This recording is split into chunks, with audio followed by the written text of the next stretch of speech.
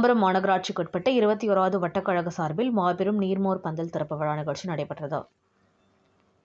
தமிழ்நாடு முதலமைச்சர், கழக தலைவர் தளபதி மு.க.ஸ்டாலின் அவர்களின் ஆணைக்கிணங்க தாம்பரம் மாநகராட்சி 21வது வட்டம் திமுக சார்பில் 21வது மாமன்ற உறுப்பினர் கலைசெல்வி வெங்கடேசன் தலைமையில் 21வது வட்ட செயலாளர் வெங்கடேசன் அவர்கள் ஏற்பாட்டில் மாபெரும் நீர்மோர் பந்தல் திறப்பு விழா நடைபெற்றது.